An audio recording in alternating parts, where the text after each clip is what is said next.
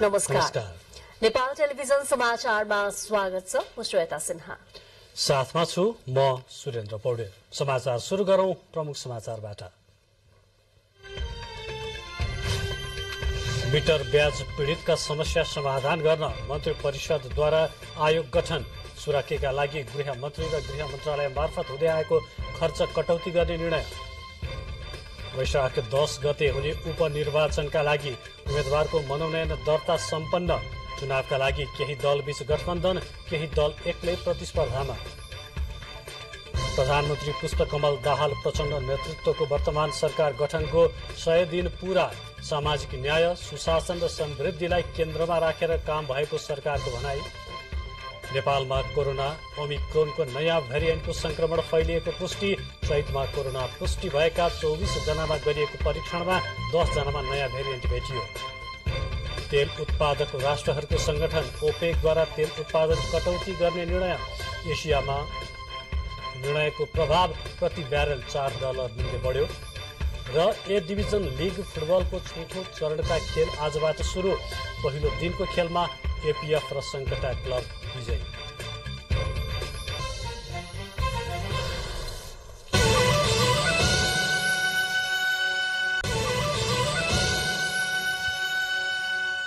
समाचार अब विस्तारमा। सरकारले मिटर ब्याज पीडितहरूको समस्याको समाधानका लागि आयोग गठन गरेको छ। मन्त्री परिषदको आज बसेको बैठकले मिटर ब्याज पीडितहरूसँग भएको वार्ता र सहमतिको कार्यान्वयन गर्न र मिटर ब्याज पीडितको समस्या दीर्घकालीन समाधानका लागि आयोग गठन गर्ने निर्णय गरेको हो। आयोगमा पूर्व न्यायाधीश गौरी बहादुर कार्की प्रमुख हुनुहुन्छ भने सदस्यहरूमा पूर्व प्रहरी अतिरिक्त महानिरीक्षक उत्तम राज सुवेदी र पूर्व सहन्यायाधिवक्ता गणेश बाबु अर्याल रहनु भएको छ। आयोगलाई 3 महिनाको समय दिएको छ। सरकारले मिटर ब्याज पीडितको समस्या समाधानका लागि विशेष अदालतका पूर्व न्यायाधीश गौरी बहादुर कार्कीको अध्यक्षतामा 3 सदस्यीय आयोग गठन गरेको छ। प्रधानमन्त्री कार्यालय सिंहदरबारमा बसेको मन्त्री परिषद बैठकले स्थलगत अध्ययन गरी ठोस समाधान सहितको प्रतिवेदन दिने गरी आयोग गठन गरेको हो। सरकार गठन भएदेखि नै मिटर ब्याज पीडितको समस्याप्रति गम्भीर बनेको सरकारले समस्या समाधानका लागि स्थलगत अध्ययन सहितको ठोस प्रतिवेदन पेश गर्ने कार्यभार सहित आयोग गठन गरिएको सरकारका प्रवक्ता एवं सञ्चार तथा सूचना प्रविधि मन्त्री रेखा शर्माले जानकारी दिनुभयो। त्यसैगरी मन्त्री परिषद बैठकले सुरक्षाका लागि गृह मन्त्री र गृह मन्त्रालय मार्फत हुँदै आएको खर्च कटौती गर्ने निर्णय पनि गरेको छ। सरकारले मिटर ब्याज पीडितको समस्या समाधान गर्न गठन गरेको आयोगको कार्यालय जनकपुर रहने बताउनु भयो। सरकार मिटर ब्याज पीडितको समस्याप्रति गम्भीर रहेको भन्दै मन्त्री शर्माले अब कोही पीडित काठमाडौँ आउनु नपर्ने बताउनु भयो। फिल्डमै गएर समस्याको समाधान गर्ने आयोग नै बनिसकेको भएको हुनाले हिजोको त्यसो कार्यदल त्यसले ल्याएको रिपोर्ट जस्तो मात्रै कुरा होइन। अहिलेको आयोगले ठोस र मूर्त समाधान सहितको रिपोर्ट ल्याउने भएको हुनाले सबै मिटर ब्याज पीडित जनसमुदायसँग पनि मेरो के आग्रह छ भने अब यसको लागि काठमाडौँ आइराख्नु पर्दैन। हाम्रो यो आयोगै जनकपुरमा गएर बस्छ। सरकार गठन भएसँगै प्रधानमन्त्री पुष्पकमल दाहाल प्रचण्डले मिटर ब्याज पीडितको समस्या समाधानका लागि विभिन्न चरणमा छलफल तथा निर्देशन दिनुभएको थियो। प्रधानमन्त्री प्रचण्डले पीडितसँग भेट गरेर उनीहरूको समस्या सुन्नुभई समस्या समाधानका लागि संसदमा विधेयक लैजाने तयारी गर्न आवश्यक निर्देशन समेत दिनुभएको छ। त्यसो त प्रधानमन्त्रीको निर्देशनमा वार्ता समिति गठन भई समितिले मिटर ब्याज पीडितहरूसँग वार्ता गरी 5 बुँदे सहमति समेत गरिसकेको छ। क्यामेरामा कुमार शर्माका साथ केशवराज विष्ट, नेपाल टेलिभिजन। वैशाख 10 गते हुने उपनिर्वाचनका लागि आज उम्मेद्वारहरूले आफ्ना निर्वाचन क्षेत्रमा उम्मेदवारी मनोनयन दर्ता गराएका छन्। चितवन, तनहुँ र बाराका एक-एकवटा निर्वाचन क्षेत्रमा आज उम्मेद्वारहरूले मनोनयन दर्ता गराएका हुन्। यसै क्रममा चितवन क्षेत्र नम्बर 2 मा 3 ठूला दलसहित 24 जनाले उम्मेदवारी दर्ता गराएका छन्। 12 जना स्वतन्त्र र नेकपा एमाले, नेपाली कांग्रेस, राष्ट्रिय स्वतन्त्र पार्टी सहित 12 दलका उम्मेद्वारहरूले दर्ता गराएका हुन्। राष्ट्रिय स्वतन्त्र पार्टीका सभापति रवि लामिछाने, वाम लोकतान्त्रिक गठबन्धनका तर्फबाट नेपाली कांग्रेस चितवनका निवर्तमान सभापति जितनारायण श्रेष्ठ र नेकपा एमालेका तर्फबाट जिल्ला अध्यक्ष रामप्रसाद न्यौपाने लगायतका उम्मेद्वारले उम्मेदवारी दर्ता गराउनु भएको छ। उपनिर्वाचनमा चितवन क्षेत्र नम्बर 2 मा 1,24,695 जनाले मतदान गर्न पाउनेछन्। मतदानका लागि स्थलका 138 केन्द्र निर्धारण गरिएको छ। यसअघि मंसिर 4 गते भएको निर्वाचनमा यस क्षेत्रबाट राष्ट्रिय स्वतन्त्र पार्टीका सभापति रवि लामिछाने निर्वाचित हुनुभएको थियो। उहाँको नागरिकताको सम्बन्धमा सर्वोच्च अदालतको फैसलाबाट सांसद पद खारेज भएपछि उपनिर्वाचन हुन लागेको हो। यसैगरी वैशाख 10 गते हुन गइरहेको तनहुँ क्षेत्र नम्बर 1 को उपनिर्वाचनमा आज 9 जना उम्मेद्वारले उम्मेदवारी मनोनयन दर्ता गराएका छन्। नेपाली कांग्रेस र वाम गठबन्धनको तर्फबाट गोविन्द भट्टराई, एमालेबाट सर्वेन्द्र खनाल र राष्ट्रिय स्वतन्त्र पार्टीबाट स्वर्णिम वाग्ले लगायतका उम्मेद्वारले मनोनयन दर्ता गर्नुभएको हो। मंसिर 4 गते सम्पन्न प्रतिनिधि तथा प्रदेश सभा सदस्य निर्वाचनमा तनहुँ क्षेत्र नम्बर 1 बाट विजयी हुनुभएका रामचन्द्र पौडेल राष्ट्रपति बन्नु भएपछि त्यहाँ उपनिर्वाचन हुन लागेको हो। नेपाल मजदुर Kisan Party, Rashtriya Janamukti Party, Mongol National Organisation, Nepal Communist Party, Samajwadi, Rashtriya Prajatantra party र नागरिक उन्मुक्ति पार्टीले पनि त्यहाँ उम्मेदवारी दिए पनि मूलतः गठबन्धन, एमाले र राष्ट्रिय स्वतन्त्र पार्टी बीच नै प्रतिस्पर्धा हुने देखिन्छ। गत निर्वाचनमा स्वतन्त्र उम्मेदवारी दिएका नेपाली कांग्रेसका पूर्व सहमहामन्त्री गोविन्द राज जोशीले यसपटक उम्मेदवारी दिनुभएको छैन। तर जोशी समूहले समर्थन गरेको दललाई विजयी हुन सघाउ पुग्ने विश्लेषण गरिएको छ। यस निर्वाचन क्षेत्रमा ब्यास नगरपालिका, भानु नगरपालिका, बन्दीपुर गाउँपालिका, देवघाट गाउँपालिका र आबुखैरेनी गाउँपालिका पर्दछन्। 5 वटा पालिकामा 42 वडामा 69 मतदान स्थल र 142 मतदान केन्द्र रहने निर्वाचन कार्यालय तनहुँले जनाएको छ। यस निर्वाचन क्षेत्रमा कुल 1,23,305 मतदाता रहेका छन्। प्रसंग उपनिर्वाचनकै 12 निर्वाचन क्षेत्र नम्बर 2 मा जनता समाजवादी पार्टीका अध्यक्ष उपेन्द्र यादव, एमालेबाट पुरूषोत्तम पौडेल, जनमत पार्टीबाट शिवचन्द्र कुशवाहा, राष्ट्रिय स्वतन्त्र पार्टीबाट पूर्व प्रहरी महानिरीक्षक रमेश खरेल लगायतले उम्मेदवारी दर्ता गराउनु भएको छ। विवेकशील साझाबाट लक्ष्मण यादव, राप्रपाबाट सोनालाल शाह, नागरिक उन्मुक्तिबाट डाक्टर कमरुल अन्सारी, नेपाल संघीय समाजवादी नेजारुल अन्सारीले उम्मेदवारी दर्ता गराउनु भएको छ।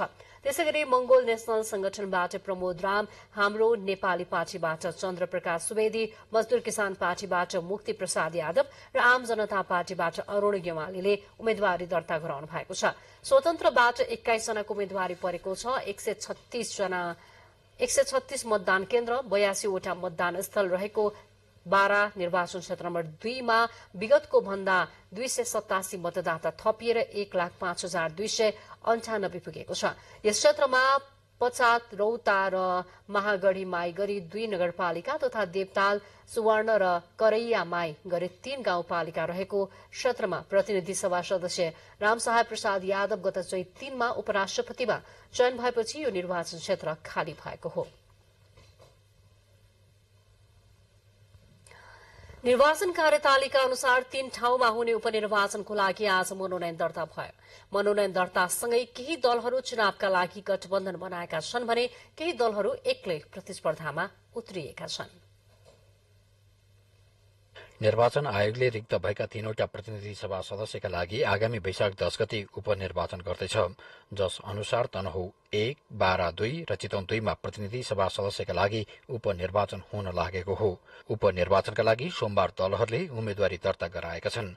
उम्मेदवारीका क्रममा केही दलले चुनावी गठबन्धन निर्माण गरेका छन् भने केही दल एकल प्रतिस्पर्धामा उत्रिएका छन्। वर्तमान सत्ता गठबन्धनमा रहेका दलहरूले साझा उम्मेद्वार खड़ा गरेका छन् भने नेकपा एमाले, राष्ट्रिय स्वतन्त्र पार्टी, राप्रपा लगायतका दलहरूले एकल चुनावी प्रतिस्पर्धामा उत्रिएका छन्। गत मंसिर 4 गते सम्पन्न आम निर्वाचनमा चौथो ठूलो दलको रूपमा आएको राष्ट्रिय स्वतन्त्र पार्टीले उपनिर्वाचन हुने क्षेत्रमा कतै पनि गठबन्धन नगर्ने निर्णय गरेको थियो। जस अनुसार रासोपाले चितवन क्षेत्र नम्बर 2 मा सभापति रवि लामिछाने, बारा 2 मा पूर्व डीआईजी रमेश खरेल र तनहुँ 1 मा अर्थशास्त्री डाक्टर स्वर्णिम वाग्लेलाई अघि सारेको छ। यस्तै सत्ता साझेदार दलहरूले बारा 2 को उपनिर्वाचनमा जनता समाजवादी पार्टीका अध्यक्ष उपेन्द्र यादवलाई समर्थन गर्ने निर्णय गरेका छन्। जस अनुसार कांग्रेस, माओवादी केन्द्र, नेकपा एस लगायतका दलहरूले यादवलाई समर्थन गरेका छन्। त्यसैगरी लोकतान्त्रिक समाजवादी पार्टी, लोसपाले सत्ता गठबन्धनको उम्मेद्वारका रूपमा जसपाका उम्मेद्वार यादवलाई नै समर्थन गर्ने जनाएको छ। सत्ता गठबन्धनमा भएर पनि जनमत पार्टी र जनता समाजवादी पार्टीले पनि उपनिर्वाचनलाई प्रतिष्ठाको विषय बनाएका छन्। यादव र सीके राउत नेतृत्वको पार्टी संघ र प्रदेशमा एउटै समीकरणमा भए पनि जनमत पार्टीले यादव विरूद्ध आफ्नो उम्मेद्वार खडा गरेको छ। यता नेपाली कांग्रेसले चितवन 2 मा पूर्व जिल्ला सभापति जितनारायण श्रेष्ठ र तनहुँ 1 मा गोविन्द भट्टराईलाई उम्मेद्वार बनाएको छ। सत्ता गठबन्धनमा रहेका दलहरूले चुनावी गठबन्धन बनाए पनि नेकपा एमाले उपचुनावका लागि चितवन 2, बारा 2 र तनहुँ 1 मा आफ्नो उम्मेद्वार खडा गरेको छ। एमाले तनहुँ 1 मा सर्वेन्द्र खनाललाई र चितवन 2 मा रामप्रसाद नेउपाने र बारा क्षेत्र नम्बर 2 मा पुरुषोत्तम पौडेललाई अघि सारेको हो। संघीय निर्वाचनमा एका ठाउँमा एमालेसँग चुनावी तालमेल गरे पनि राष्ट्रिय प्रजातन्त्र पार्टीले उपनिर्वाचनको हकमा एकल चुनावी प्रतिस्पर्धा गर्ने भन्दै तनहुँ 1 मा शोभा गुरुङ, चितवन 2 मा जीवलाल पुरी र बारा 2 मा सोनेलाल शाहलाई उम्मेद्वार बनाएको छ। संघीय निर्वाचनमा तेस्रो ठूलो दल बनेको माओवादी केन्द्र र नेकपा एकीकृत समाजवादी पार्टीले पनि गठबन्धनमा रहेका दलका उम्मेद्वारहरूलाई नै सघाउने निर्णय गरिसकेका छन्। निर्वाचन आयोगका अनुसार तनहुँ 1 र बारा 2 मा हुने प्रतिनिधि सभा सदस्य उपनिर्वाचनका लागि 26 दल निर्वाचन आयोगमा दर्ता भएका छन् भने चितवन 2 मा 18 दल चुनावी प्रतिस्पर्धामा छन्। निर्वाचन आयोगले आगामी वैशाख 10 मा हुन लागेको प्रतिनिधि सभा सदस्यको उपनिर्वाचनका लागि पर्यवेक्षण गर्न चाहने राष्ट्रिय संस्थालाई अनुमतिका लागि निवेदन माग गरेको छ। आयोगले आज सूचना प्रकाशित गरी पर्यवेक्षण गर्न चाहने राष्ट्रिय संस्थालाई आवश्यक कागजात सहित निवेदन दिन आग्रह गरेको हो। निर्वाचन पर्यवेक्षण निर्देशिका 2079 को अनुसूची 2 बमोजिम तोकिएको ढाँचामा 7 दिनभित्र निवेदन दिन आग्रह गरिएको छ। उपनिर्वाचनका लागि आज उम्मेद्वारको मनोनयन पत्र दर्ताको कार्यक्रम सञ्चालन भइसकेको छ। आयोगको निर्णय बमोजिम चितवन निर्वाचन क्षेत्र नम्बर 2, तनहुँ निर्वाचन क्षेत्र नम्बर 1 र बारा निर्वाचन क्षेत्र नम्बर 2 को उपनिर्वाचनमा हुन लागेको क्षेत्र नम्बरहरूमा उपनिर्वाचन हुन लागेको हो। समाचारहरू बाँकी नै छन्, एकैछिन विश्राम। विज्ञापनपछि स्वागत छ। अब बाँकी समाचार क्रम। प्रधानमन्त्री पुष्पकमल दाहाल प्रचण्ड नेतृत्वको वर्तमान सरकारले भोलि 100 दिन पूरा गर्दैछ। सामाजिक न्याय, सुशासन र समृद्धिलाई प्रमुख प्राथमिकतामा राख्दै सरकारले यस 100 दिनको अवधिमा मुलुकको अर्थतन्त्रको पुनरुत्थान, सार्वजनिक सेवा प्रवाहमा सुधार र संक्रमणकालीन न्याय व्यवस्थापनको पाटोमा उल्लेख्य कार्यहरू शुरू भएको बताएको छ। सरकारको पहिलो 100 दिनमा मुख्य गरी धर्मराउँदो अर्थतन्त्रको पुनरुत्थान, सुशासन, विकास निर्माण, सार्वजनिक सेवा प्रवाहमा सरलीकरण, जनसेवा र सरोकारका मुद्दाहरूलाई सही ढंगले सम्बोधन गरिएको सरकारको विश्लेषण रहेको छ। यस अवधिमा आर्थिक क्षेत्रमा सुधार गर्नुपर्ने शीर्षकहरूमध्ये सुधारान्तर स्थिति, चालू खाता, विप्रेषण आप्रवाह, विदेशी सञ्चिति लगायतका आर्थिक सूचकहरूमा सुधार भएको नेपाल राष्ट्र बैंकले आफ्नो प्रतिवेदन मार्फत सार्वजनिक गरेको छ। यसबीचमा सरकारको धुकुटीमा परेको चापलाई व्यवस्थापन गर्न खर्चको पुनः प्राथमिकीकरण, खर्च नियन्त्रणका लागि अत्यावश्यक काममा बाहेक मन्त्री र उच्च पदस्थ कर्मचारीहरूको विदेश भ्रमणमा रोक लगाइएको छ। प्रधानमन्त्री पुष्पकमल दाहालको सचिवालयबाट सरकारका 100 दिनका मुख्य उपलब्धिका सम्बन्धमा जारी विवरणमा सरकारले यसबीचमा राहदानी, राष्ट्रिय परिचय पत्र र सवारी चालक अनुमति पत्र, नो अब्जेक्सन लेटर लगायतका सेवा प्रवाहमा विगतको तुलनामा छिटो छरितो सेवा प्रवाह हुने व्यवस्था मिलाइएको उल्लेख गरिएको छ। यसैगरी संघीय राजधानीबाट मात्र वितरण हुँदै आएको राष्ट्रिय परिचय पत्र हाल 14 जिल्लाका 15 स्टेशनबाट वितरण हुने व्यवस्था मिलाइएको छ। राष्ट्रिय परिचय पत्रका लागि विवरण दर्ता गर्न 77 वटै जिल्लामा 830 वटा स्टेशन सञ्चालनमा ल्याइएको प्रधानमन्त्रीको सचिवालयले उल्लेख गरेको छ। यस्तै सरकारले नेपाल सरकारबाट विभिन्न मितिमा शहीद घोषणा भई नेपाल राजपत्रमा प्रकाशन हुन बाँकी रहेका 8471 जना शहीदको नामावली नेपाल राजपत्रमा प्रकाशन गरिएको छ।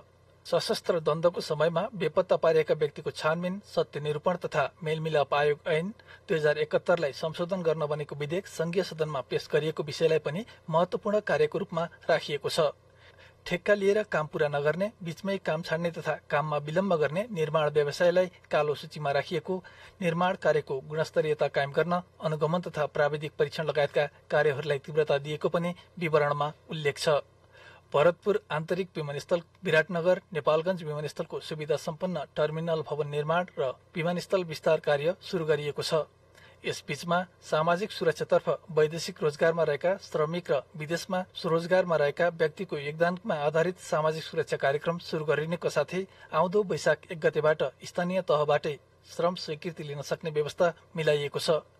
विदेशमा रोजगारी गुमाएका, बन्दी बनाइएका एवं स्वास्थ्य समस्या झेलेका 100 भन्दा बढी नागरिकलाई उद्धार गरी स्वदेश ल्याउने लगायतका काम पनि यही बीचमा भएका छन्। किसानलाई रासायनिक मल आपूर्ति सुनिश्चित गर्न पैसा सुनिश्चित भई थप मल खरिदका लागि टेन्डर प्रक्रिया अगाडि बढाइएको छ।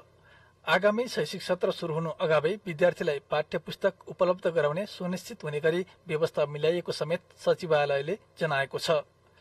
खेलकुद क्षेत्रको विकासका लागि विभिन्न खेलकुद प्रतियोगिताको आयोजना तथा अन्तर्राष्ट्रिय स्तरमा भएका विभिन्न प्रतिस्पर्धामा भाग लिने र विजयी खेलाडीहरूलाई प्रोत्साहन र पुरस्कार गर्ने कार्यलाई पनि सरकारले 100 दिनको उपलब्धिको रूपमा लिएको छ।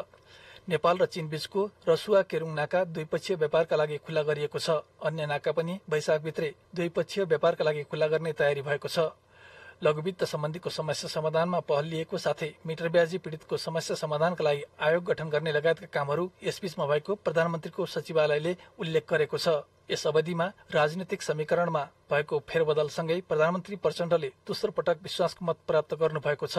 केही दिन अघि मात्रै मन्त्री परिषद विस्तार गरिएको छ। यद्यपि मन्त्री परिषदले पूर्णता पाउन अझै बाँकी रहेको छ। सरकारमा थप राजनीतिक दलको सहभागिताको सम्भावनालाई विचार गरेर मन्त्री परिषदलाई पूर्णता दिन बाँकी राखिएको बताइएको छ। राजेन्द्र पोखरेल, नेपाल टेलिभिजन। प्रधानमन्त्री पुष्पकमल दाहाल प्रचण्डको नेतृत्वमा गठन भएको वर्तमान सरकारको 100 दिन भोलि पूरा हुँदैछ। यसबीचमा प्रधानमन्त्रीले सरकारी सेवा प्रवाहलाई अझ प्रभावकारी र जनमुखी बनाउन प्रधानमन्त्रीमा नियुक्त भएको 8औं दिनमा सरकारका सचिवहरूलाई निर्देशन दिनुभएको थियो। प्रधानमन्त्रीको निर्देशनसँगै अहिले सेवाग्राहीले कतिपय कार्यालयबाट सहज रूपमा सेवा पाउन थालेका छन् भने कतिपय कार्यालयहरूले कर्मचारी र पूर्वाधारको अभावले गर्दा निर्देशन अनुसार काम नै गर्न सकेका छैनन्। मंगलबार प्रधानमन्त्री पुष्पकमल दाहाल प्रचण्डको नेतृत्वमा सरकार विस्तार भएको 100 दिन पुग्दैछ। प्रधानमन्त्री दाहाल आफू प्रधानमन्त्रीमा नियुक्ति भएको 9औं दिन पुस 18 गते जनसरकार र सार्वजनिक सेवालाई चुस्त दुरुस्त बनाउन सरकारी सचिवहरूलाई 30 बुँदे निर्देशन दिनुभएको थियो। विशेषतः सेवा प्रवाहको गुणस्तर कायम गर्न, सुशासन प्रवर्धन गर्न र भ्रष्टाचार अन्त्य गर्न उहाँको निर्देशन थियो। त्यही अनुरूप कतिपय सरकारी कार्यालयमा सुधारका अनुभूत सेवाग्राहीले गरिरहेका छन् भने कतिपय कार्यालयमा सेवा प्रवाहको अवस्था अझै उस्तै रहेको पाइएको छ। जनताको सेवासँग प्रत्यक्ष जोडिएको जिल्ला प्रशासन कार्यालय काठमाडौँमा टाइम कार्ड लागू गरिएसँगै अहिले सेवाग्राहीले सहज रूपमा सेवा प्राप्त गरिरहेका छन्।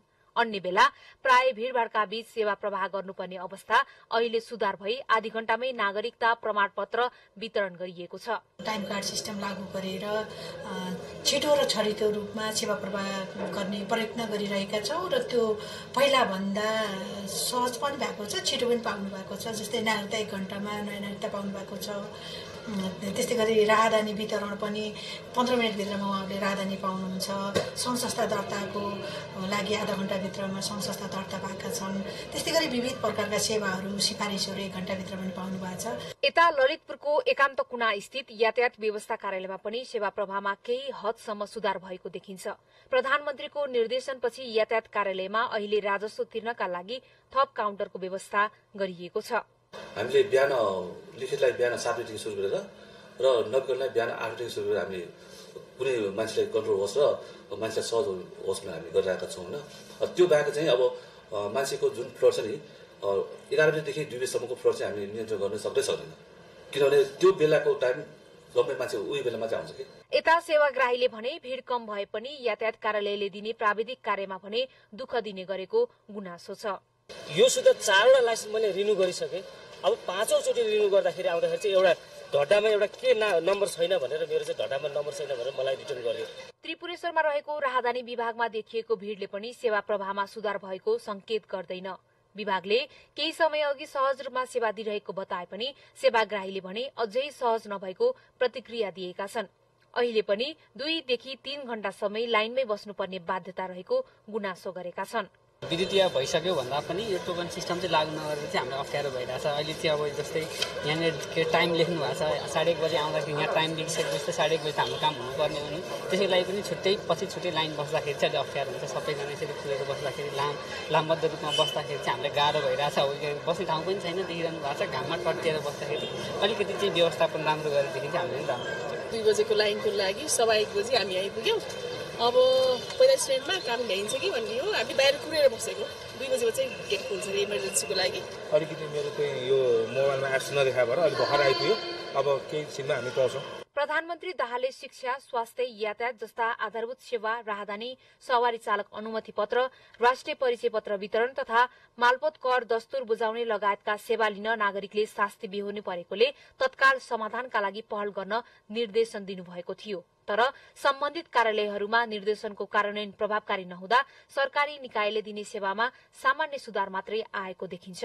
क्यामेरामा शिव पङ्गेनीको साथमा मानवी बानिया, नेपाल टेलिभिजन, काठमाडौँ।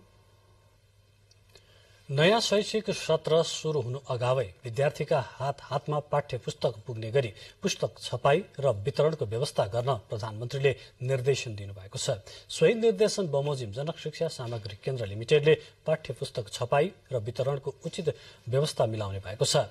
यता प्रधानमन्त्री तथा मन्त्री परिषदको कार्यालय र शिक्षा मन्त्रालयले समेत विद्यार्थीले बेलैमा पुस्तक पाउने वातावरण निर्माणका लागि निरन्तर चासो दिइरहेका छन्।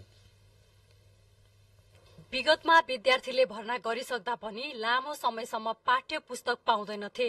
केही पुस्तक पाए पनि सम्पूर्ण सेट सहितको पुस्तक नपाएको गुनासो विद्यार्थीहरूको रहने गरेको थियो। कतिपय अवस्थामा पुस्तक बिना नै शैक्षिक सत्र सकिने गरेको थियो। तर यस वर्ष भने कुनै पनि विद्यार्थीलाई पाठ्य पुस्तक अभाव नहुने जनक शिक्षा सामग्री केन्द्र लिमिटेडले जनाएको छ। वैशाख 2 देखि 15 गतेसम्म सञ्चालन हुने विद्यार्थी भर्ना अभियानसँगै विद्यार्थीको हातमा पाठ्य पुस्तक पुर्याउने दावी जनक शिक्षाको छ। यहाँबाट पाठ्य पुस्तक जति उत्पादन हुन्छ हरेक दिन हामीले पाठ्य पुस्तकहरू कुनै न कुनै प्रादेशिक कार्यालयमा पठाइरहेका हुन्छौँ। हामीले ट्रक ठेक्कामा लिएका छौँ, हाम्रो आफ्नो पनि ट्रक छ। त्यसबाट हामीले प्रादेशिक कार्यालयहरूमा पठाइरहेको छौँ। निरन्तर रूपमा हाम्रो यो जबै हो, निरन्तर रूपमा उत्पादन गर्ने र त्यो हाम्रो गत वर्षको डिमान्ड हेरेर बिक्री हेरेर हामीले हरेक वर्ष त्यो प्रादेशिक कार्यालयहरूमा पठाइरहन्छौँ। त्यो क्रममा अहिले त्यो अन्तिम चरणमा छ। अब करिब 90% हामीले त्यो यहाँबाट ट्रान्सफर गरिसकेका छौँ। केन्द्रले भौगोलिक विकटता अनुसार हिमाली जिल्लाबाट पाठ्य पुस्तक वितरण गर्ने योजना अनुरूप वितरकहरूलाई पुस्तक वितरणको जिम्मा दिइसकेको छ। विगतमा पाठ्य पुस्तक छपाईमा नै ढिलाइ हुँदै आएकोमा यसपटक प्रधानमन्त्री कार्यालय र शिक्षा मन्त्रालयले समेत पटक पटक यस बारेमा चासो लिएको छ। यसपटक समयमा नै छपाईको काम भएको र सहज रूपमा वितरण हुने केन्द्रको भनाइ छ। हामीले सुर्खेतको प्रादेशिक कार्यालय र नेपालगञ्जबाट हामीले त्यो पहिलाका कर्णाली अञ्चलका जिल्ला भनौँ न, मुगुहरू, हुम्लाहरू, त्यस्तो ठाउँहरूको लागि हामीले फर्स्ट प्रायोरिटीमा राखेका छौँ। सुर्खेतबाट सुरुमा मुगुकै सुरु हुन्छ, मुगु, हुम्ला, डोल्पाहरूको। दैनिक 1.5 लाखसम्म पुस्तक छपाई गरी समय अगावै छपाईको काम सकिएकोमा विद्यार्थीले ढुक्कका साथ पुस्तक प्राप्त गर्नेमा सबै विद्यार्थीलाई आश्वस्त हुन केन्द्रले अनुरोध पनि गरेको छ। क्यामेरा पर्सन रोबिन दाहालका साथमा दिलीपा श्री अधिकारी, नेपाल टेलिभिजन, काठमाडौँ। संकटमा परेको देशको अर्थतन्त्रमा सुधार ल्याउन सरकारले विभिन्न प्रयास थालेको छ। यस क्रममा वित्तीय एवं ब्याङ्किङ क्षेत्रमा देखिएका चुनौती र समस्या पहिचान गरी तत्काल समाधान खोज्न प्रधानमन्त्रीकै उपस्थितिमा उच्चस्तरीय परामर्श बैठक सम्पन्न भएको छ। अर्थतन्त्र सुधारका लागि थालिएको प्रयासकै कारण गत पुसभन्दा माघ मसान्तसम्ममा अर्थतन्त्रका मुख्य सूचकहरूमा सुधारका सकारात्मक संकेत देखिएका थिए। सरकारले विश्व अर्थतन्त्रमा देखिएको नकारात्मक प्रवृत्ति र कतिपय आन्तरिक कारणबाट सर्जित समस्या समाधानका लागि विभिन्न प्रयास गरिएको जनाएको छ। निजी क्षेत्रको आत्मविश्वास तथा सम्बन्ध सुदृढ गर्न विभिन्न उद्योगी व्यवसायीहरूसँग अर्थतन्त्रका विषयमा छलफल गरेको छ भने नेपाल राष्ट्र बैंकसँग समन्वय गरेर चालू पुँजी कर्जा सम्बन्धी मार्गनिर्देशन संशोधन गर्ने तथा निजी क्षेत्रका समस्या समाधान गर्ने काम भएको जनाएको छ। त्यस्तै प्रधानमन्त्री पुष्पकमल दाहाल प्रचण्डको उपस्थितिमा आर्थिक एवं बैंकिङ क्षेत्रका समसामयिक विषयमा छलफल गरी समस्या समाधानका लागि नेपाल राष्ट्र बैंक, नेपाल बैंकर संघ तथा लघु वित्त क्षेत्रको सहभागितामा उच्च स्तरीय बैठक समेत आयोजना गरिएको मन्त्री परिषद तथा प्रधानमन्त्रीको कार्यालयले जनाएको छ। सरकारले लघु वित्त कम्पनीहरूले ऋणीसँग लिएको बढी सेवा शुल्क समेत फिर्ता गराएको छ भने 1.5% भन्दा बढी सेवा शुल्क लिन नपाउने व्यवस्था गरेको छ। यति बेला चाहिँ हाम्रो बाह्य क्षेत्रका सूचकहरूको अवस्था चाहिँ राम्रो देखिएको अवस्था छ। खास गरिकन हाम्रो शोधनान्तर स्थिति, चालु खाताघाट, डिप्रेसन प्रवाह, हाम्रो विदेशी विनिमय सञ्चित यी विषयहरू चाहिँ हामीले सकारात्मक देखेका छौँ। यी सकारात्मक रहँदै पनि हाम्रो जुन राजस्व छ यही हामीले बाह्य क्षेत्रमा देखिएको जुन चुनौती छ त्यसलाई समाधान गर्ने सन्दर्भमा हाम्रो सरकारी कोषमा अलिकति चाप परेको अवस्था छ। विशेष गरिकन राजस्व हामीले लक्ष्य अनुसार सङ्कलन गर्न नसकेको अवस्थाको कारणले गर्दा र अर्कोतर्फ ब्याङ्क र वित्तीय क्षेत्रतर्फ चाहिँ विशेष गरिकन ब्याज दर लगायतका विषयहरूले चाहिँ केही चुनौतीहरू सृजना गरेको अवस्था चाहिँ हो। अब यी चुनौतीहरू वास्तवमा नेपालको मात्रै नभएर आन्तरिक रूपमा मात्रै नभएर पनि बाह्य कतिपय विषयवस्तु बाह्य कारणहरू पनि यसमा जिम्मेवार रहेका अवस्थाहरू छन्। अब यी चुनौतीहरूलाई सामना गर्नलाई विशेष गरिकन अर्थ मन्त्रालयले अहिले हाम्रो फोकस चाहिँ राजस्व परिचालनलाई प्रभावकारी बनाउने सन्दर्भमा नै छ। हाम्रो जोड चाहिँ विश्व अर्थतन्त्रमा आएको संकुचनका बावजुद चालू आर्थिक वर्षको 7 महिनासम्ममा अर्थतन्त्रका मुख्य सूचकहरू सकारात्मक देखिएका छन्। राष्ट्र बैंकले सार्वजनिक गरेको तथ्याङ्क अनुसार 7 महिनामा शोधनान्तर स्थितिमा ठूलो सुधार देखिएको छ। पौषमा 97 अर्ब 10 करोड़ रुपियाँ बचतमा रहेको शोधनान्तर स्थिति माघ मसान्तसम्म आइपुग्दा 133 अर्ब 21 करोड़ले बचतमा रहेको देखिएको छ। त्यस्तै चालू खाता घाटा, रेमिटेन्स, विदेशी मुद्राको सञ्चित लगायत अर्थतन्त्रका सूचकहरू सकारात्मक देखिएका छन्। अर्थतन्त्रका सूचकहरू सकारात्मक देखिए पनि सरकारको राजस्व भने घटेको छ। राजस्वले आन्तरिक खर्च धान्दै आएका भए पनि अहिले आन्तरिक खर्च समेत धान्न नसक्ने अवस्थामा सरकार छ। अर्थतन्त्रमा आएको संकुचनका कारण वर्तमान सरकारका निवर्तमान अर्थमन्त्री विष्णु पौडेलले चालू आर्थिक वर्षको बजेटको आकार समेत घटाउनु भएको थियो। बजेट घट्दा महत्वपूर्ण आयोजनाहरू प्रभावित भएका छन्। त्यस्तै आर्थिक संकुचनकै कारण आगामी आर्थिक वर्षको बजेटको आकार पनि घटिसकेको छ। यस्तो अवस्थामा महत्वपूर्ण आयोजनाहरू थप प्रभावित बन्ने देखिन्छ। क्यामेरामा प्रथम मिश्रका साथमा कमला अर्या, नेपाल टेलिभिजन, काठमाडौँ। उपप्रधानमन्त्री तथा गृहमन्त्री नारायण काजी श्रेष्ठले नेपाल प्रहरीलाई गौरव गर्न लायक संगठनका रूपमा स्थापित गर्न आवश्यक रहेको बताउनु भएको छ। प्रहरी प्रधान कार्यालयको अनुगमनका क्रममा उहाँले गैर कानूनी क्रियाकलाप रोक्न प्रहरी सक्षम हुनुपर्ने पनि बताउनुभयो। नेपाली जनताले नेपाल प्रहरीलाई नयाँ रूपमा देख्न पाउनुपर्ने उहाँको भनाइ छ। उहाँले नयाँ नीति, योजना, आचरण र संस्कृति निर्माण गर्नुपर्नेमा जोड़ दिँदै सरकारी अधिकारी भनेको हाकिम बन्ने नभई जनताको सेवक बन्नुपर्ने बताउनुभयो। गरीब, असहाय र पीड़ित मान्छेका मुद्दाहरूलाई विशेष प्राथमिकताका साथ सुनवाई गर्न उहाँले प्रहरीलाई निर्देशन पनि दिनुभयो। समाचारहरू बाँकी नै छन्, एकैछिन विश्राम। विज्ञापनपछि पुनः स्वागत छ। अब बाँकी समाचार क्रम। देशकै पहिलो रेडियो नेपाल स्थापनाको 72औं वर्ष पूरा भएको छ। नेपालमा प्रजातन्त्र स्थापनासँगै सूचना र संचारको पहिलो प्रसारण माध्यमका रूपमा 2007 साल चैत्र 20 गते रेडियो नेपालको स्थापना भएको हो। यसै अवसरमा रेडियो नेपालले विभिन्न सृजनात्मक कार्यक्रम गरी आज स्थापनाको 73औं वार्षिक उत्सव मनाएको छ।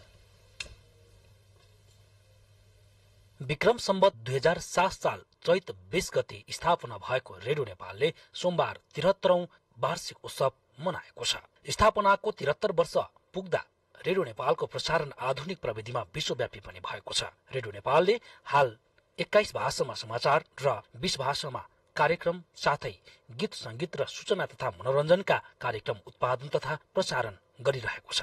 रेडियो नेपालको प्रसारण सेवा हाल करिब 92% जनसंख्यामा पुगेको छ।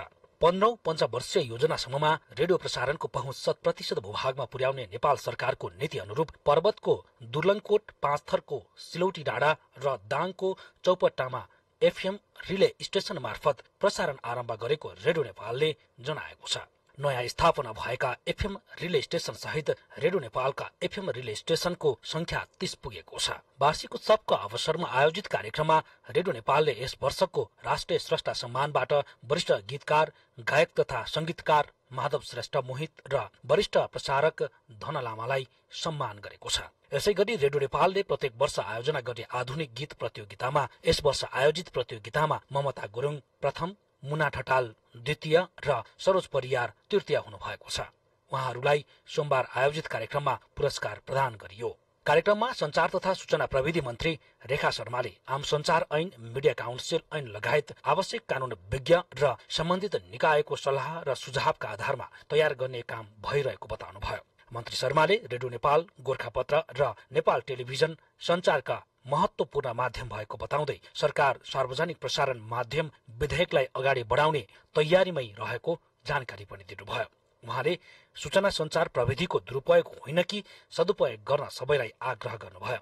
अहिले प्रसारण ऐन जसरी हाम्रो संसदमा गएको छ त्यो प्रसारण ऐन पारित भइसक्दाखेरिमा रेडियो नेपाल र नेपाल टेलिभिजनका विषयमा त्यसले एउटा नयाँ परिवेश, नयाँ वातावरण सिर्जना गर्नेछ र त्यसै गरेर हामीले आम संचार ऐन, मिडिया काउन्सिल ऐन थुप्रै कानूनहरू जुन हाम्रो अभाव छ ती कानूनको तयारी हामीले मन्त्रालयमा विज्ञ साथीहरूसित छलफलमा हामीले तयार गरिरहेका छौँ र यी सबै कुराहरू कानूनी रूपमा हामी अगाडि बढ्न खोज्दैछौँ। कार्यक्रममा संचार तथा सूचना प्रविधि मन्त्रालयका सचिव तथा रेडियो प्रसार सेवा विकास समितिका अध्यक्ष कृष्ण बहादुर राउतले रेडियो नेपालले समाज परिवर्तनमा सकारात्मक भूमिका निर्वाह गर्दै आएको बताउनुभयो। रेडियो नेपालको 72 वर्षको गौरवपूर्ण इतिहासलाई आज स्मरण गर्दै यही जगबाट थप विविधतापूर्ण र अझै डाइनामिक र भाइब्रेन्ट हिसाबले यो रेडियो नेपाललाई अगाडि बढाउनको लागि हामी आजको पुस्ताको जिम्मेवारी र दायित्व रहेको छ।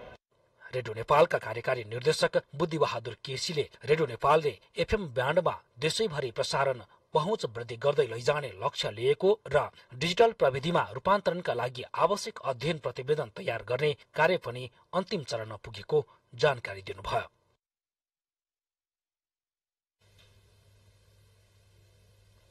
संचार तथा सूचना प्रविधि मन्त्री रेखा शर्माले हरेक क्षेत्रमा महिलाको समानुपातिक सहभागिताका लागि कानूनमै बाध्यकारी व्यवस्था गर्नुपर्ने बताउनु भएको छ। संचारिका समूहको 26औं साधारण सभाको उद्घाटन गर्नुहुँदै संचार मन्त्री शर्माले बाध्यकारी व्यवस्था गरेका स्थानमा मात्र महिला सहभागिता बढेको भन्दै राज्यका हरेक क्षेत्रमा महिलाका लागि विशेष व्यवस्था नै गर्नुपर्ने बताउनुभयो। कानूनमा अनिवार्य रूपमा नतोकिएकै कारण राष्ट्रपति, उपराष्ट्रपति मध्ये एक महिला र मेयर, उपमेयर मध्ये एक महिला हुनुपर्ने बाध्यता कार्यान्वयनमा समस्या भएको उल्लेख गर्नुहुँदै उहाँले कानून नै बलियो बनाउनुपर्ने बताउनु भएको हो। हरेक क्षेत्रमा क्षमतावान महिलाहरू भएको बताउनुहुँदै महिलाको विकासले समग्र मानव सभ्यताको विकास हुने धारणा मन्त्री शर्माले राख्नुभयो। हामी बुझेर आयौँ त्यो कुरा साँचो कुरा हो र पितृसत्ताबाट बुझेर आउँदै गर्दाखेरिमा हामीले अहिलेको आजका दिनसम्म आउँदाखेरि हामीले गरेको पहिलो अनुभूति के हो भन्नुहुन्छ भने जे कुरामा हामीले बाध्य बनाउन सक्यौँ, कानूनमा लेख्न सक्यौँ, संविधानमा लेख्न सक्यौँ त्यो कुरा लागू हुन्छ। कार्यक्रममा पत्रकारद्वय रिता गुरुङ र सूर्य कुमारी पन्तलाई संचारिका अग्रणी सम्मानबाट सम्मानित गरिएको थियो। संचारिका समानता पुरस्कार सृजना खड्कालाई, उमासिंह पत्रकारिता पुरस्कार रिना थापा तानीलाई, संचारिका प्रोत्साहन पुरस्कार ज्ञानु घिमिरे र निशा श्रेष्ठलाई प्रदान गरिएको छ। संघीय मामिला तथा सामान्य प्रशासन मन्त्री अमनलाल मोदीले कर्मचारीहरूको श्रेणी हटाएर तहगत प्रणाली लागू गर्ने गरी निजामती सेवा ऐन ल्याउन लागि बताउनु भएको छ। मोरङको कटहरी गाउँपालिकामा आयोजित अन्तर्क्रिया कार्यक्रममा बोल्दै मन्त्री मोदीले निजामती सेवा ऐनको संशोधन विधेयकमा प्रदेश सरकारलाई प्रदेश अन्तर्गतका कर्मचारी सरुवा गर्ने अधिकार दिन लागि समेत जानकारी दिनुभयो। उहाँले निजामती सेवा ऐनको संशोधनले सबैलाई जितको महसुस गराउने, कर्मचारीहरूको वृत्ति विकासमा सहयोग पुग्ने र संघीयता कार्यान्वयन गर्ने गरी ल्याउन लागि पनि उहाँको भनाइ थियो।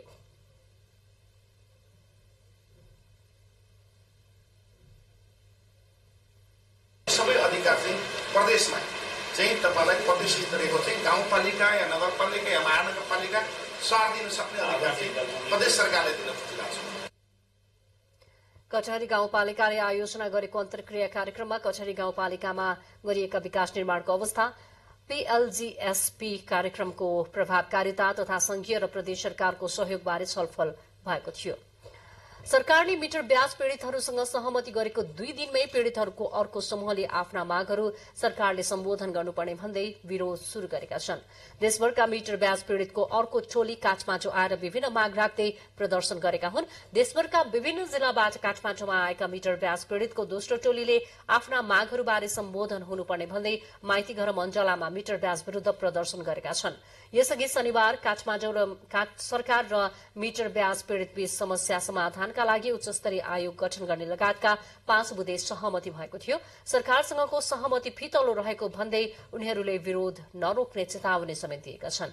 सरकारले तराईका विभिन्न जिल्लाबाट आएका मिटर ब्याज पीड़ितहरूको एउटा समितिसँग 5 बुँदे सहमति गरिसकेको छ। साबा ब्याज फिर्ता गरिसक्दा पनि धरौटी बापत राखिएको जग्गा फिर्ता नगरेको आरोपमा सप्तरीबाट जनमत पार्टीका नेतालाई पक्राउ गरिएको छ। पक्राउ पर्नेमा सप्तरीकै विष्णुपुर गाउँपालिका वडा नम्बर 7 स्थायी घर भई राजविराज नगरपालिका वडा नम्बर 7 मा घर बनाएर बस्ने सुरेन्द्र मधेशी भन्ने सुरेन्द्र प्रसाद शर्मालाई आज प्रहरीले पक्राउ गरेको हो। उहाँमाथि इलाका प्रहरी कार्यालय कल्याणपुरमा आपराधिक विश्वासघात र ठगी मुद्दामा जाहेरी परेको र अदालतबाट पक्राउ अनुमति प्राप्त भएपछि नियन्त्रणमा लिएको जिल्ला प्रहरी कार्यालय सप्तरीका प्रवक्ता नरेश कुमार सिंहले जानकारी दिनुभएको छ। सप्तरीकै बोदे बर्साई नगरपालिका वडा नम्बर 10 का निर्मल कुमार यादवको जाहेरीका आधारमा नेपाल सरकार वादी भई शर्मामाथि आपराधिक विश्वासघात तथा ठगी मुद्दा चलाइएको हो। प्रवक्ता सिंहका अनुसार जाहेरीकर्ता निर्मलका बुबा शंकर यादवले पक्राउ गरिएका सुरेन्द्रका बुबा सत्यनारायण शर्मासँग 2066 सालमा घर खर्चका लागि भन्दै 25 लाख रुपियाँ ऋण लिएका थिए। ऋण लिँदा शंकर यादवले सत्यनारायणलाई आफ्नो स्वामित्वको शम्भुनाथ नगरपालिका वडा नम्बर 7 स्थित 8 बिघा 7 कट्ठा 7 धुर जग्गा लिखत पास गरिदिएका थिए। सत्यनारायणले आफ्नो नाममा लिखत पास भई आएको जग्गा छोरा सुरेन्द्र प्रसाद शर्माको नाममा पास गरिदिएका थिए। ऋणीले पूरै ऋण चुक्ता गर्दा पनि सुरेन्द्रले जग्गा फिर्ता गर्न नमानेपछि प्रहरीमा जाहेरी दिएको प्रहरीको भनाइ छ। बुलेटिनमा प्रमुख समाचार पुनः एकपटक।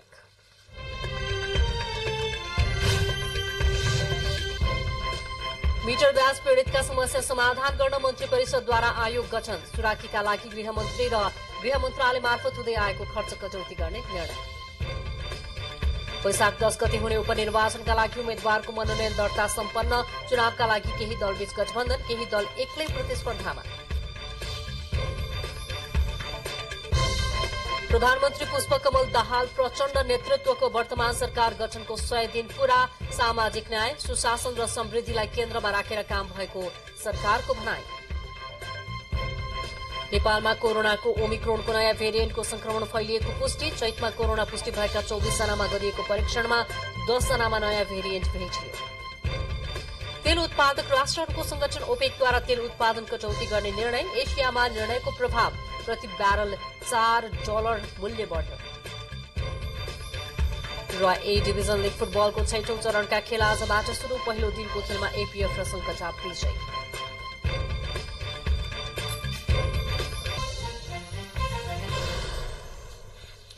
अब बाँकी खबरक्रम। नेपालमा पनि छिमेकी देश भारतमा फैलिएको ओमिक्रोनको नयाँ भेरिएन्ट XBV1.16 पुष्टि भएको छ। स्वास्थ्य तथा जनसंख्या मन्त्रालयले चैत महिनामा कोरोना पुष्टि भएका मध्ये 24 जनामा गरिएको परीक्षणमा 10 जनामा नयाँ भेरिएन्ट पुष्टि भएको जनाएको छ। मन्त्रालयका अनुसार कोभिड-19 मा हुने अनुवांशिक परिवर्तनको पहिचान गर्ने उद्देश्यले राष्ट्रिय जनस्वास्थ्य प्रयोगशालामा देशभरबाट र्यान्डम स्याम्पलिङ विधिबाट चैत महिनामा संकलित 24 वटा पीसीआर र एन्टिजेन पोजिटिभ नमूनामा परीक्षण गर्दा ओमिक्रोनको नयाँ भेरिएन्ट पुष्टि भएको मन्त्रालयका सहप्रवक्ता डाक्टर समीर अधिकारीले जानकारी दिनुभएको छ। छिमेकी देशमा पनि उक्त भाइरस फैलिरहेको हुँदा मन्त्रालयले सीमाबाट आवत जावत गर्ने शंकास्पद लक्षण भएका यात्रुहरूको सीमा नाकाका हेल्थ डेस्कमा रहेका स्वास्थ्यकर्मीबाट कोभिड-19 परीक्षण गरी नतिजा पोजिटिभ भएमा आवश्यक परामर्श सेवाका साथै थप निदान तथा उपचार गर्नु परेमा नजिकको अस्पतालमा उपचार गर्ने व्यवस्था मिलाइएको मन्त्रालयले जारी गरेको विज्ञप्तिमा उल्लेख छ। मेरो भोइस युनिभर्स र मेरो डान्स युनिभर्समा प्रतिस्पर्धा गर्न संसारभरबाट छानिएका नेपाली कलाकार काठमाडौँ आइपुगेका छन्। International welfare and support foundation of अमेरिकाको आयोजनामा काठमाडौँमा साइटलेस अडिसनमा भाग लिन विभिन्न महादेशका 50 भन्दा बढी देशबाट पहिलो चरणमा छानिएका नेपाली प्रतिभा काठमाडौँ आइपुगेका हुन्। गायनतर्फ 140 र नृत्यतर्फ 120 नेपाली प्रतिभा फिल्ड अडिसनबाट छनौटमा परेका छन्। अमेरिका र क्यानाडाको फिल्ड अडिसन, अमेरिका, युरोपको बेल्जियम, मध्यपूर्वको दुबई, पूर्वी एसियाको बैंकक, अस्ट्रेलियाको सिडनी र भारतको सिलिगुडीमा अन्तर्राष्ट्रिय फिल्ड अडिसन सम्पन्न भएका थिए भने नेपालका बुटवल, नेपालगञ्ज, दमक र काठमाडौँमा फिल्ड अडिसन भई प्रतिभा छनौट गरिएको हो। गायन र नृत्य प्रतियोगितामा प्रथम हुनेले 1 करोड़, दोस्रो हुनेले 30 लाख र तेस्रो हुनेले 20 लाख रुपैयाँ पुरस्कार प्राप्त गर्नेछन्। मेरो भोइस युनिभर्स कार्यक्रम नेपाल टेलिभिजनको राष्ट्रिय प्रसारणबाट र मेरो डान्स युनिभर्स एनटिभी प्लसबाट प्रत्यक्ष प्रसारण गरिनेछ। नेपाल टेलिभिजनमा कार्यरत वरिष्ठ सहायक प्राविधिक राममान श्रेष्ठलाई पितृशोक परेको छ। श्रेष्ठका पिता कैलाशमान श्रेष्ठको 73 वर्षको उमेरमा निधन भएको छ। नेपाल टेलिभिजन कर्मचारी संघ र नेपाल टेलिभिजन युनियनले छुट्टा छुट्टै विज्ञप्ति जारी गर्दै श्रेष्ठको आत्माको चिर शान्तिको कामना गर्दै शोक सन्तप्त परिवारजनमा समवेदना व्यक्त गरेका छन्। अब एउटा अन्तर्राष्ट्रिय प्रसंग। तेल उत्पादक राष्ट्रहरूको संगठन ओपेकले उत्पादन $4 बढेर प्रति ब्यारल $84 अमेरिकी डलरमा कारोबार भइरहेको छ। साउदी अरब, इराक तथा अन्य खाडी मुलुकहरूको आइतबार बसेको बैठकले प्रतिदिन 10 लाख ब्यारेल तेल उत्पादन कटौती गर्ने निर्णय गरेको थियो। रसियाले समेत यस वर्षको अन्त्यसम्म 5 लाख ब्यारेल तेल उत्पादनमा कटौती गर्ने जनाएको छ। रसियाले युक्रेनमा आक्रमण गरेपछि विश्व बजारमा तेलको मूल्य बढे पनि हाल युद्ध अघिकै अवस्थामा आइपुगेको छ। अमेरिका तथा युरोपले तेल उत्पादन कटौतीको निर्णयले मूल्य बढ़ाउने र यसबाट सर्वसाधारण नागरिकको जीवनस्तरलाई असर पार्ने भन्दै चिन्ता व्यक्त गरेका छन्। बाँकी समाचार एकैछिनमा।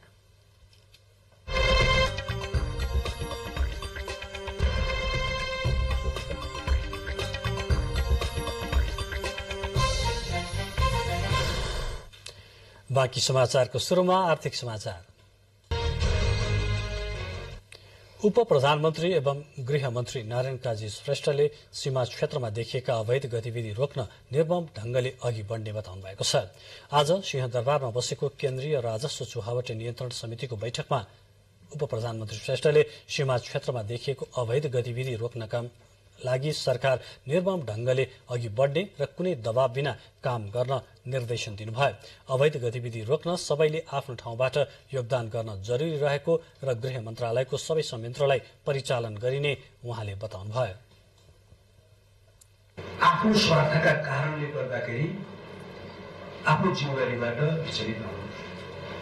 यो कुरामा प्रेसरबाट तपाईहरुले केही गर्नु नपर्ने कुरा हामी जिम्मेवारी लिन्छौं। त्यसमा तपाईहरु ढुक्क भएर काम गर्नुहोस्।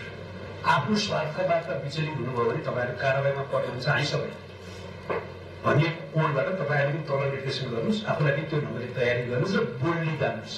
हामी अनावश्यक दुःख। त्यसवखत अर्थमन्त्री डाक्टर प्रकाश शरण महतले कर छली हुन थालेको र राजस्वको दायरा घट्दै गएको पाइएकोले यसमा मन्त्रालय गम्भीर भएर अघि बढ्ने बताउनुभयो। एभिडेन्स र क्लियर कट भाइलेसन देखिन्छ। बैठकमा गृह सचिव, नेपाल प्रहरीका प्रमुख, सशस्त्र प्रहरी प्रमुख, राष्ट्रिय अनुसन्धान विभागका प्रमुख, आन्तरिक राजस्व विभाग, भन्सार विभाग, राजस्व अनुसन्धान विभाग र सम्पत्ति शुद्धिकरण नियन्त्रण विभागका महानिर्देशक लगायतको सहभागिता रहेको थियो। नेपाल ओयल निगमले आज राति 12 बजेदेखि लागू हुने गरी पेट्रोलियम पदार्थको मूल्य घटाएको छ। निगमले साविकको खुद्रा बिक्री मूल्यमा पेट्रोलमा प्रति लिटर 3 रुपैयाँ, डिजल र मट्टीतेलमा प्रति लिटर 10 रुपैयाँ, हवाई इन्धन आन्तरिकतर्फ प्रति लिटर 10 रुपैयाँ र बाहिरतर्फ प्रति किलोलिटर 70 अमेरिकी डलर मूल्य घटाएको छ। नयाँ मूल्य अनुसार पेट्रोल प्रति लिटर 175, डिजल र मट्टीतेल 165 र हवाई इन्धन आन्तरिकतर्फ प्रति लिटर 160 रुपैयाँ कायम भएको छ। खाना पकाउने ग्यासमा प्रति सिलिण्डर 545 रुपैयाँ घाटा भए तापनि हाललाई खुद्रा मूल्य यथावत राखिएको निगमले जनाएको छ। 2 दिन अघि भारतबाट प्राप्त भएको मूल्य सूचीमा विगतको तुलनामा पेट्रोलियम पदार्थको मूल्य घटेर आएकाले यहाँ पनि घटाइएको निगमले जनाएको छ। नेपालमा पछिल्लो समय पर्यटकहरूको आगमन उल्लेख्य रूपमा वृद्धि भएको छ। सन् 2023 को मार्चमा मात्रै 79,000 426 जना पर्यटक नेपाल आएका छन्। नेपाल पर्यटन बोर्डले सार्वजनिक गरेको तथ्याङ्क अनुसार कोरोना महामारी यता मार्चमा सर्वाधिक पर्यटक नेपाल भित्रिएका हुन्। कोरोना महामारीले थला परेको पर्यटन क्षेत्रलाई सन् 2019 अवस्थामा पुर्याउन भारतपछि धेरै पर्यटक भित्रिने मुलुक चीनमा समेत पर्यटन प्रवर्धनको काम शुरू गर्न लागि नेपाल पर्यटन बोर्डले जनाएको छ। पछिल्लो समय पर्वतारोहण, धार्मिक तथा ट्रेकिङ लगायतका हिमाली पर्यटनका क्षेत्रमा राम्रो बुकिङ आइरहेकाले पर्यटक आवागमन थप सुधारात्मक हुँदै जाने विश्वास पर्यटन बोर्डले गरेको छ। विदेशी पर्यटक आवागमनमा बढ़ोत्तरी गर्ने अनलाइनबाट नेपाल प्रवर्धनको काम जारी रहेको बोर्डले जनाएको छ। पर्यटन बोर्डका अनुसार मार्चमा नेपाल भित्रिएका पर्यटकहरूको संख्यामा सन् 2019 को तुलनामा अहिले 78% सुधार देखिएको छ। कोरोना कालपछिका अधिकांश मौसम पर्यटकको बाटो कुर्दै बसेका व्यवसायीहरू पछिल्लो समय बाहिर पर्यटकको बढ़दो आगमनले व्यस्त हुन थालेका छन्। होटल, रिसोर्ट, होमस्टे, आन्तरिक र बाहिरी पर्यटकको बुकिङ धमाधम भइरहेको पर्यटन व्यवसायीहरूको भनाइ छ। अब खेलकुद समाचार।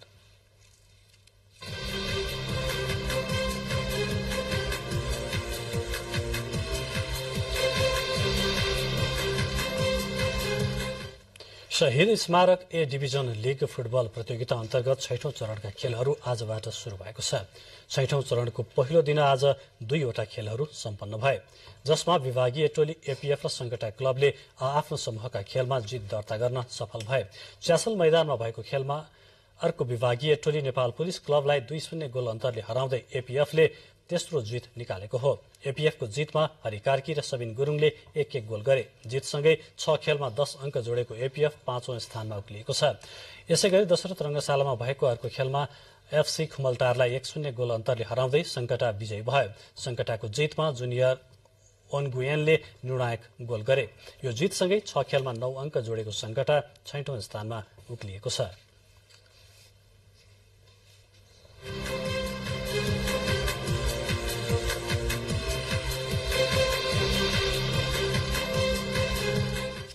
खेलकुद समाचारपछि अब मौसम सम्बन्धी जानकारी। देशका पहाड़ी भूभागमा आंशिक बदली रही बाँकी भूभागमा मौसम सामान्यतया सफा रहने मौसम पूर्वानुमान महाशाखाले जनाएको छ।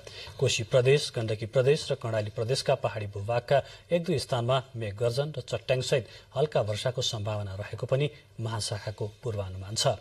अब मौसम सम्बन्धी थप विवरण।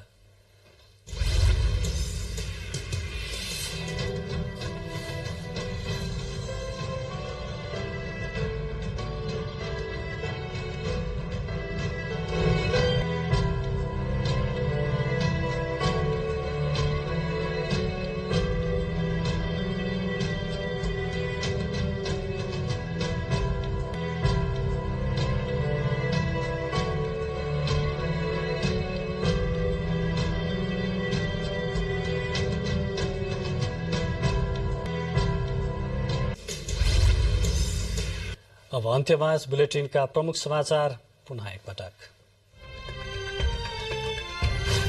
मिटर ब्याज पीड़ितका समस्या समाधान गर्न मन्त्री परिषदद्वारा आयोग गठन।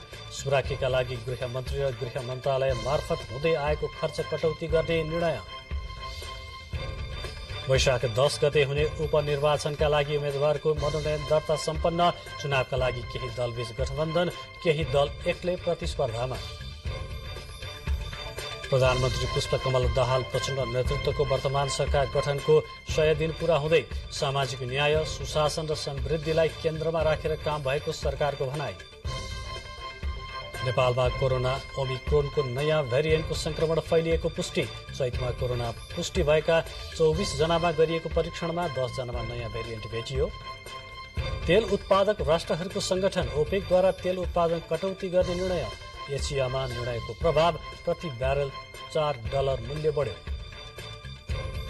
र ए डिभिजन लीग फुटबलको 6औं चरणका खेल आजबाट सुरु। पहिलो दिनको खेलमा एपीएफ र संकटा क्लब विजयी।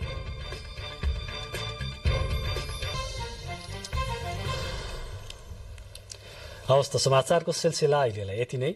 हामी बिदा चाहन्छौं। नमस्कार।